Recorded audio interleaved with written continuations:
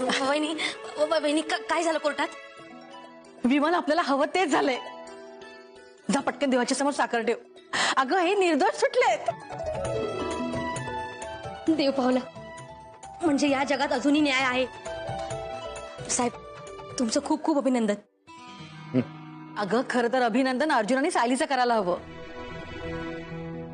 त्यांनी आकाश पाताळ एक केलं आणि सगळे पुरावे शोधून काढले. जे ह्याने किती अविश्वास दाखवला ना तरी त्यांनी धीर सोडला नाही ना, म्हणून आज आपल्याला दिवस दिसतोय.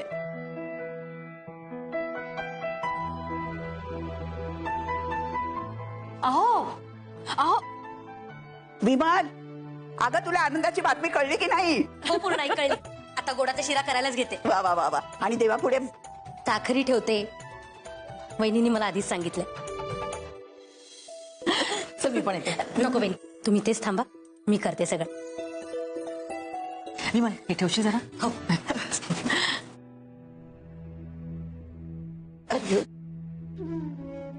आजी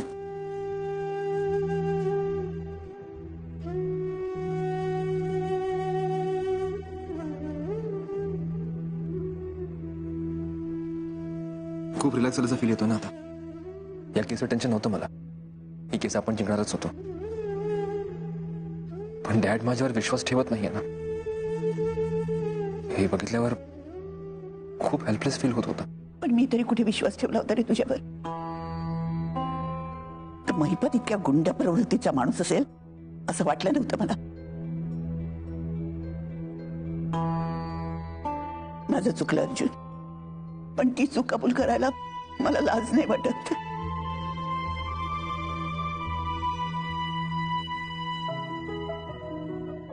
ठीक आहे का पूर्णाजी, ठीक आहे. कसं आहे, तुझ्यासारख्या सुंदर मुली थोड्याशा चुकल्या ना की आणखी सुंदर दिसतात बघ.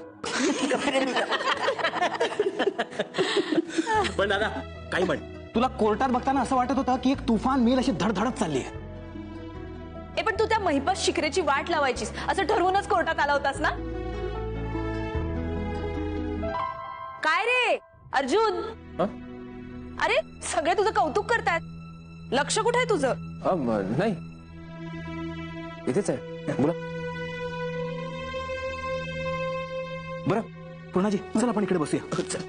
अगं तू बघितलं का, तो संतोष कोर्टात आला ना तेव्हा त्या महिपतचा चेहरा बघण्यासारखा झाला होता.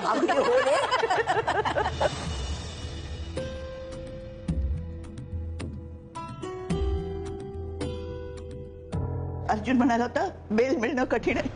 मग कसं काय जमलं हे? बेलची सगळी व्यवस्था महिपत शिखरेने केली होती.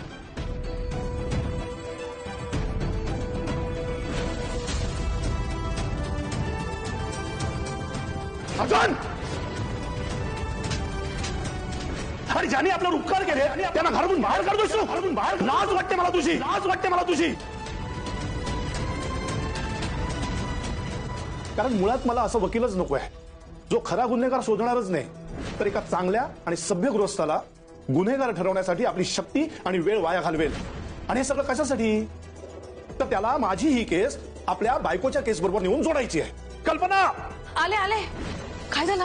कल्पना, मी तुला सांगितलंय मला या मुलीचं तोंडही बघायचं नाहीये, तरी तू त्या मुलीला माझ्या समोर परत परत का पाठवतेस? हे मी सगळं काय करून बसलोय? अर्जुन, अर्जुन बाळा मला माफ कर. बाबा, वडिलांनी कधी मुलांची माफी मागायची नसते. माणूस चुकतो, पण वडिलांचा आपल्या मुलांवर हक्क असतो. आणि तुम्ही त्या हक्कानेच तुमच्या मुलाला सांगितलं की तुम्हाला त्यांची कुठली गोष्ट आवडत नाहीये.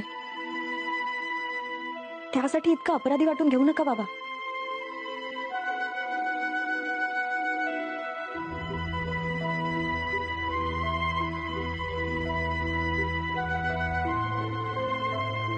बाबा, मुळात हे जे काही घडलंय ना त्यात तुमचा काहीही दोष नाहीये. अहो, परिस्थिती तशी होती आणि या परिस्थितीला कोण जबाबदार होतं हे आपल्याला कळलंय बाबा. त्या महिपतला त्याची शिक्षा पण मिळाली आहे. त्यामुळे हे सगळं एक वाईट स्वप्न होतं असं समजून विसरून जा ना.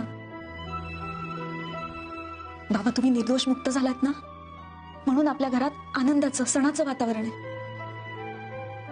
खाली सगळेजण आनंद साजरा करतायत बाबा.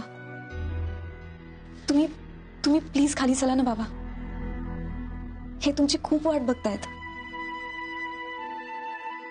अगं पण मी अर्जुन समोर कुठल्या तोंडाने जाऊ? सांग ना, कुठल्या तोंडाने जाऊ?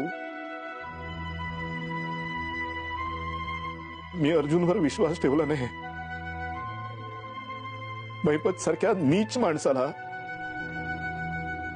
मी अर्जुनपेक्षा जवळचा मानला. अर्जुनवर नको नको ते आरोप केले.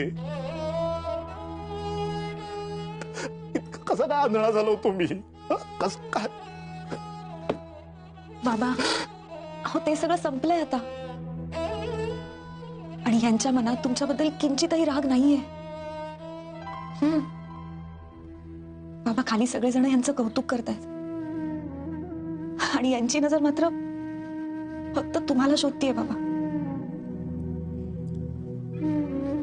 बाबा आज जर तुमचा मायेचा हात त्यांच्या डोक्यावरून फिरला नाही ना तर त्यांच्या विजयाचा आनंद अपुरा राहील बाबा. खाली चला ना बाबा, त्यांना खूप गरज आहे तुमची. तुम्ही त्यांना एकदा मायेनं हात मारा ना पूर्वीसारखी. मग बघा हे लहान मुलासारखे तुमच्या कुशीत शिरतील.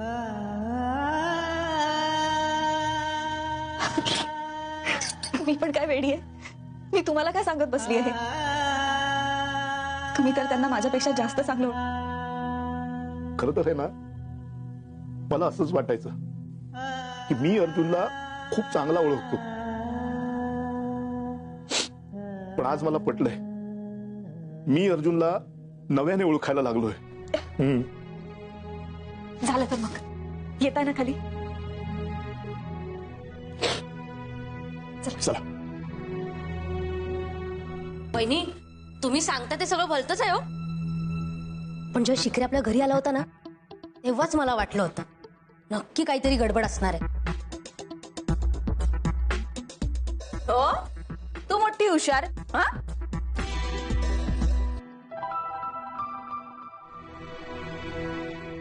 काय रे दादा, तू का गप्प? नाही, काही नाही, बोला ना.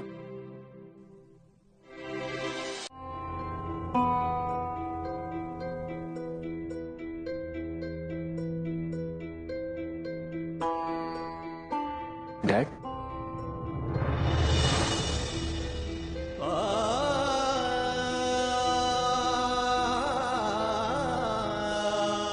डॅड,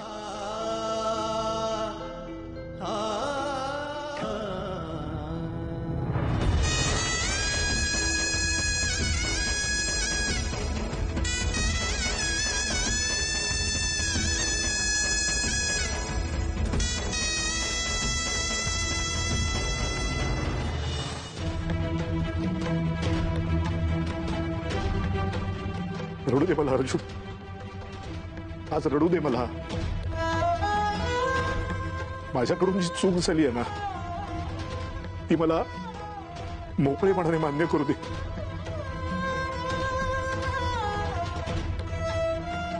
कसं आहे ना बाळा,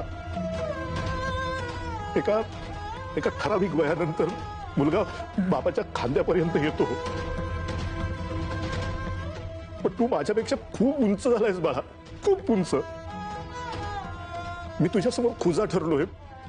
मला माफ कर.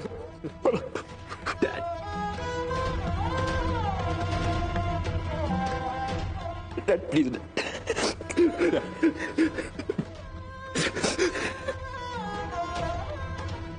प्लीज तुम्ही असं काही म्हणू नका. तुमची काही चूक नाहीये डॅड. तुमच्या समोर जे घडत होतं मी फक्त त्यावर रिॲक्ट केला डॅड. त्या महिपत शिखरने तुमच्या समोर अशा सिच्युएशन क्रिएट केल्या ना की तुमचा विश्वास बसणारच होता. तुमची काही चूक नाही. त्या नीच माणसाने स्वतःच प्रतापला अडकवलं आणि स्वतः सोडवण्याचं नाटक सुद्धा केलं. एखाद्याने किती खालच्या पातळीवर यावं यालाही काही मर्यादा असते.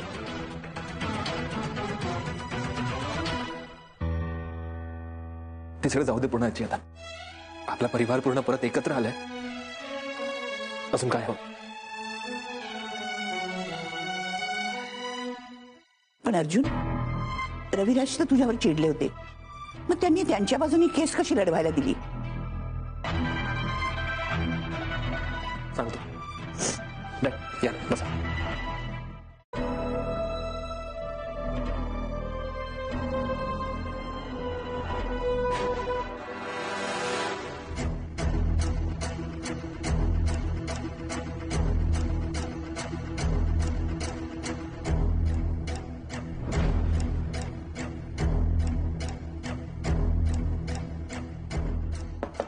May I come in?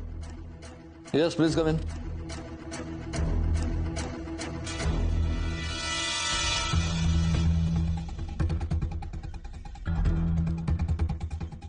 तुम्ही? तुम्हाला इथं यायची परवानगी नाहीये, माहिती आहे ना तुम्हाला? सर आम्हाला माहिती आहे, पण आमचं काम पण तेवढंच महत्वाचं आहे. प्लीज एकदा ऐकून तरी घ्या. मला काहीही ऐकून घ्यायचं नाहीये. माझ्याकडे असे पुरावे आहेत ज्याने तुम्हाला हे कळेल की त्या ट्रकमध्ये ड्रग्ज कोणी ठेवले होते. बाजूला ठेवूया आणि डॅडना निर्दोष कसं प्रूव्ह करायचं यावर फक्त विचार करूया प्लीज. बसा. बघू काय पुरावे आहेत तुमच्याकडे. हे पेनड्राईव्ह मध्ये.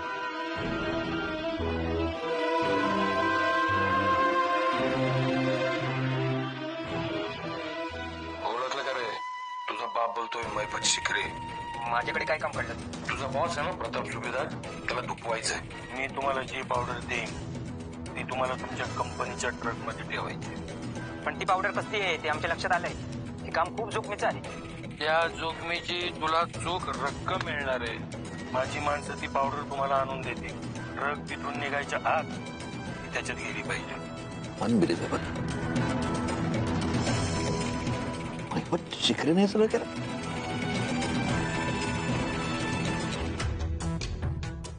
This is unbelievable. आता हे पुरावे कोर्टात दाखवून तुम्हीच डॅडना निर्दोष सिद्ध करू शकता. प्रतापसाठी मी जे करू शकलो नाही ते तू केलेस.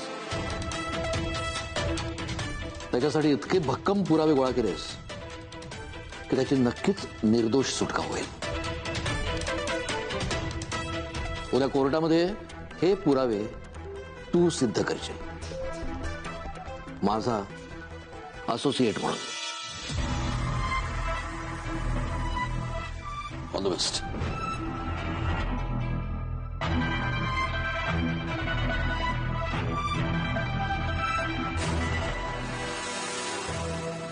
पण अर्जुन, तुम्ही हे सगळं रविराजला जेव्हा सांगितलं तेव्हाच आम्हाला का नाही सांगितलं? कारण आम्हाला कोणालाही हे कळू द्यायचं नव्हतं. जर हे सगळं महिपतपर्यंत पोहोचलं असतं तर आपण त्याला बेसावतपणे पकडू शकलो नसतो. पण दादा, तू खरंच कमाल केलीस हा, खरंच. अर्जुन इकडे. अरे ये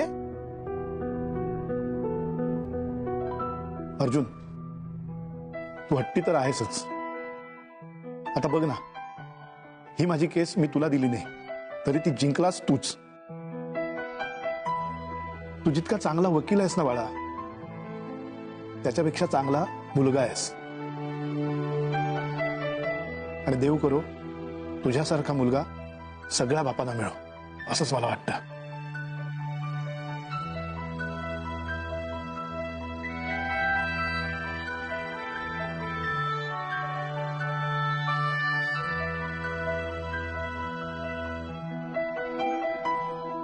डॅड, खरं सांगू तर ह्याचं श्रेय फक्त मला जात नाही, याचं श्रेय जातं माझ्या बायकोला. त्या दिवशी संध्याकाळी ती बेल आणायला मार्केटमध्ये गेली होती. बाळा, कोणी ओळखतं का? कोणाची मुलगी आहे ही? सुद्धा पडली, हिला हॉस्पिटलला नाही हवंय. तुम्ही बरं केलं, लवकरात लवकर आमच्याकडे घेऊन आलात. आता आम्ही तिला इंजेक्शन देऊ, ती शुद्धीवर येईल आणि तिला बरंही वाटत. तिला भीती वाटते की तिच्या मेंदूला रक्तपुरवठा कमी होतो, त्यामुळे तिला चक्कर येऊ शकते, फिट येऊ शकते. या सगळ्याचा तुम्हाला फायदा घ्यायचा होता ना. तुम्हाला माझ्या मुलीचा उपयोग करून तुमचा स्वार्थ साधायचा होता. एक मिनिट, या मॅडममुळे तुमच्या मुलीचा जीव वाचला. त्या पेनड्राईव्ह मध्ये असे पुरावे आहेत की महिपत शिकरे कोर्टात सुटूच शकणार नाही. आणि पुराव्यांचा तो पेनड्राईव्ह तिच्याकडे होता म्हणूनच महिपतच्या गुंडांनी तिला किडनॅप केलं होतं. पण माझी बायको काय सॉलिड चीज आहे हे महिपतला माहीतच नव्हतं.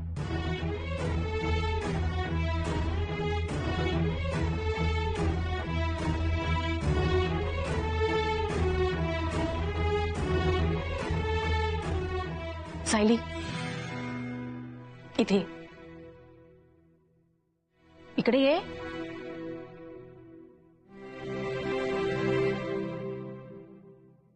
सायली, तू स्वतःच्या जीवावर उदारून सगळे पुरावे मिळवलेस. घरावरती आलेलं कुठलंही संकट तू आधी स्वतः झेलतेस.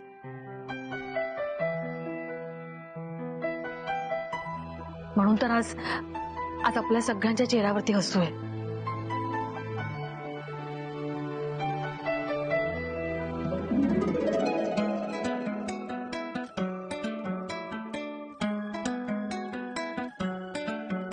So, 3 cheers for Dada and Vaini. Hip hip! Hooray! Hip hip! Hooray! Hip hip! Hooray! मला सगळ्यांचा एक फोटो हवाय. Yes. Yes. चला स्माइल. अजून एक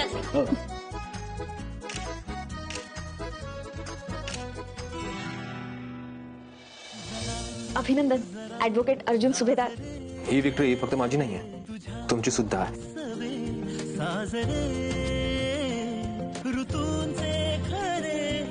तुम्ही माझ्या सगळ्या माणसांना मनापासून आपलं मानता आणि म्हणून तुम्ही एवढी डेअरिंग केली. Thank you so so much.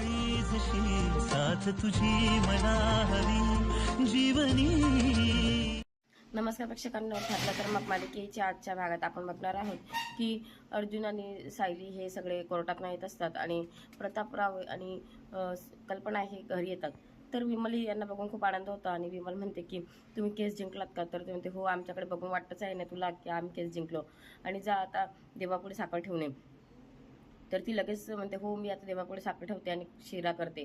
तर आई पूर्णाजी येतात आणि पूर्णाजी म्हणतात की विमला बातमी ऐकलीच असेल तू की आम्ही केस जिंकलो. तर म्हणते हो, मी आताच शिरा करते आता आणि देवापुढे पण ठेवते. तर सगळे खूप खुश असतात आणि प्रतापराव मात्र खूप टेन्शनमध्ये असतात, त्यांना खूप वाईट वाटत असतं. तर ते रूममध्ये येतात आणि रूममध्ये आल्यावर ते रडत असतात आणि त्यांना आठवतं की आपण कसं आपल्या मुलाला जे त्यालाच म्हटलं की तू काही चांगला मुलगा नाहीस आणि त्याला आपण किती मारलं होतं, आपण त्याच्या कानाखाली दिली, हे बघून त्यांना खूप वाईट वाटत असतं. आणि म्हणते की त्यांना ह्या गोष्टीचं खूप वाईट वाटतं की आपण आपल्या मुलावर विश्वास ठेवला आणि आपण दुसऱ्यांवर विश्वास ठेवला. तर इथं त्यांना खूप वाईट वाटतं आणि मग सायली येते आणि सायली ही त्यांना समजून सांगते की बाबा तुमचे मुलगा हा जो खूप छान मुलगा आहे, तुम्ही त्यांना एकदा माफ करा तर ते नक्कीच तुमच्या खुशीमध्ये जातील आणि ते स्वतः रडतील असं ती म्हणते. तर ही त्यांना समजवण्यात यश येतं तिला आणि ते म्हणते की हो नक्कीच, मी माझ्या मुलाला ओळखायला कुठेतरी चुकलो, आता मला नव्याने एक अर्जुन दिसतोय असं त्याचे वडील म्हणतात. इकडे अर्जुन हा खूप सॅड असतो कारण त्याला त्याचे वडील त्याच्याशी एक शब्दसुद्धा बोलले नाही, तर त्याला खूप वाईट वाटत असतं. तर सगळे खूप खुश असतात पण अर्जुन मात्र खूप सॅड असतो कारण त्याला असं वाटतं की डॅडींना का बरं आपल्याशी बोलत नाही. मग इकडे सगळे एन्जॉय करत असतात आणि एकमेकांची हसी मजा करत असतात. तर तेवढ्यामध्ये प्रतापराव येतात, सायलीने त्यांना समजून सांगितलं असतं.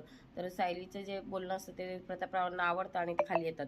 मग ते म्हणतात त्याला आणि हक करतात आणि सांगतात की बेटा माझी चुकी झाली, तू मुलगा म्हणून खूप ग्रेट आहेस आणि तू जे केलं ते चुकीचं केलं नाही आणि तू स्वतःच केस जिंकलास असं तो सांगतो. आणि त्याला एकमेकांना ते गळाभेट घेतात आणि रडायला लागतात.